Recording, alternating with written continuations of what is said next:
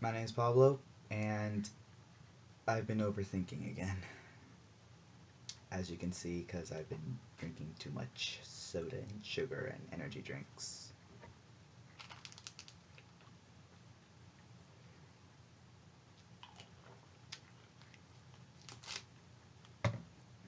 Yeah, because I was overthinking so much, I realized a couple of things, and I'm just saying I've been doing some dangerous thinking. Pretty sure everyone knows this is that I've noticed that a lot of franchises, or some franchises, with a storyline that are complex and everything, a lot of the complex stuff can be simplified and be easier to understand with a kind of a complex theory, which is the multiverse theory. The multiverse theory is basically a theory in which just how Earth isn't the only planet, our universe isn't the only universe, in which there are many others similar or very different to it.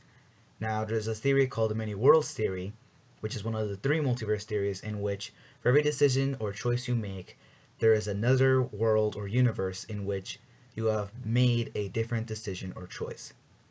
Now, this one is mostly used in many different franchises, and these franchises include Ben 10 with his crossovers with Zack Saturday and Generator Rex, and I guess other Ben 10s. Marvel uses this a lot with their comic books. Ninja Turtles had this was an entire movie based on the multiverse theory, in which they met with their 1980 selves. Zelda uses this for their timeline because it just makes things way easier to understand. Way much easier. And DC uses this way too much. It's called their New 52 series, Universe 52, and a whole bunch of. I wondered if it's just easier to just define Pokemon as a multiverse. And it kind of is. So I'm going to explain to you guys the Pokemon multiverse or Pokeverse. Nah, that sounds terrible. Yeah, that sounds terrible. So anyway, now I'm going to cover most of the franchise as a whole. Now, I am only counting anything from the franchise that has a storyline. Okay, that's it. Okay, so I'm not gonna talk about the cards because there is no storyline behind the cards. Okay, guys, I'm not gonna talk about the plushies or like the collectibles because there's no storyline between it. Anything with a storyline is gonna involve a universe. Anything that doesn't, does not. Okay? Okay. Okay, so we're using many worlds theory for the multiverse theory of the Pokemon world. And for some reason, according to the plot line of Turtles Forever, say this cloud represents a world in which you were deciding between eggs and cereal for breakfast. Let's just go with that. So it later causes, technically, let's just go with three universes: one with eggs, one with cereal, and one in which you just forget about because you're late for school or something like that. Now, if the now these are all connected in some way, but not to each other. So if this universe never existed, then everything else would just not exist. So yeah, in the movie, that's what Shredder called Turtle Prime because he was trying to get rid of the turtles in a really complex way. So, what is the first Pokemon thing? What was the first thing that created Pokemon? Or Poke Prime? Well, why am I trying to force this? Okay, so let's do this. Okay, so the first universe right here. I hate this camera. Okay, so the first universe right here, Poke Prime would be, I guess the beta secrets. You know, like the basically the rough ideas and sketches of Pokemon. You know, their first rough draft of it all. And why is there a Mew right there? Oh my god, the internet. The next So after that universe, the next one that was created was the main series video games. The mainstream games, basically from red to blue to X and Y. So the video game universe is, or should technically be, the same universe.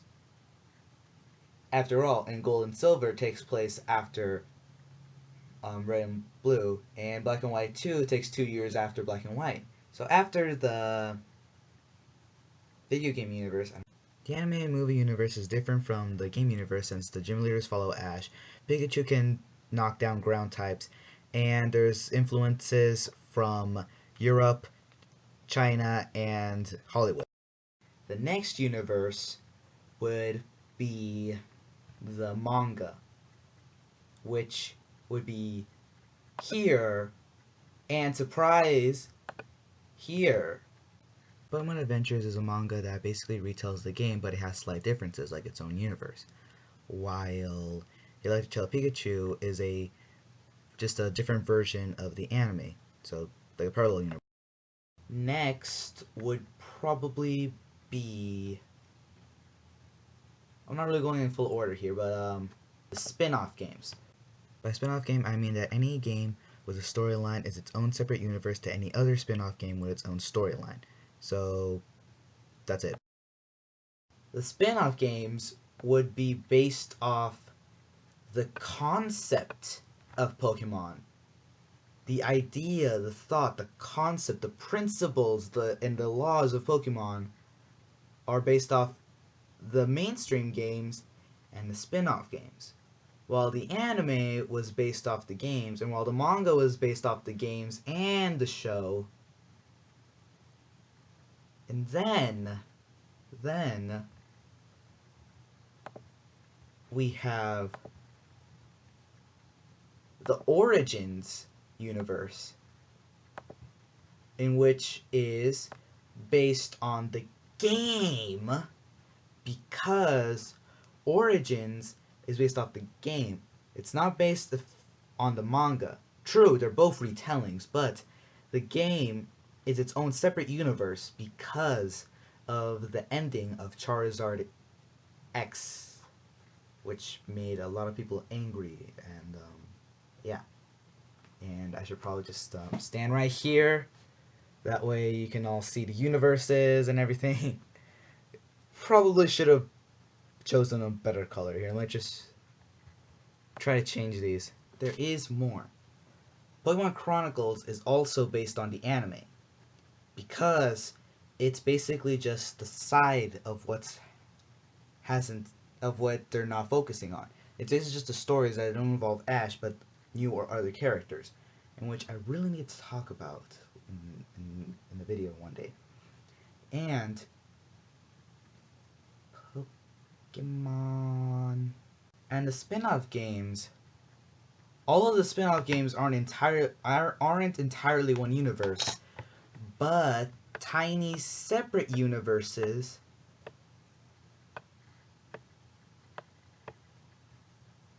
in which they're all connected to Pokemon.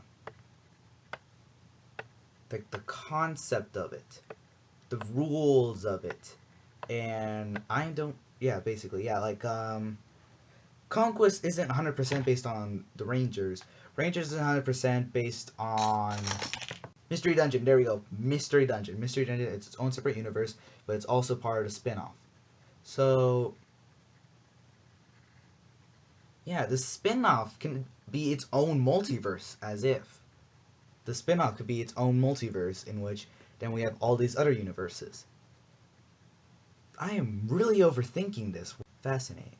How just one theory makes multiple genres of something easier to understand. And so basically, if Poke Prime was destroyed, then in order, I guess, this would cease to exist, causing this, this and this to cease to exist. And since this was its own spin-off compared to this, it would also cease to exist. But this wouldn't really be part of a chain. This is more of the chain. And it would just all be gone. But what if Poke Prime here, this Poke Prime, was also part of a bigger universe? What if Poke Prime was based on the concept of our society's wanting or way of collecting and capturing? What if the art or the need to collect and capture just never existed? Would Poke Prime cease to exist? Just like that, just all be gone? Would that happen? And why am I talking like I'm crazy here? Am I crazy, guys? Put in the comments if you think I'm crazy. But anyway, that seems to be the Pokemon multiverse there. I just find it so interesting, you know, the creativity of one or many people creating something in which people, such as myself, I guess, and other people who I guess don't have that much level of free time, just overanalyze and look at all of this stuff and just you know, just look at how it all just either fits together or what it creates at the end, the results of it. Pokemon. Does it print money? Or does it print inspiration? Do they make money? Or do they make art? Put that in the comments below what you think it will be. Well, Magnemite's books all be and tired, so and I have been drinking too much of the sugars. So I think I'll see you guys next time. I should probably take a nap so I don't crash. And you never know, I could be overthinking again soon. So either be entertained or just try to catch up. See you guys next time, and don't forget to catch them all.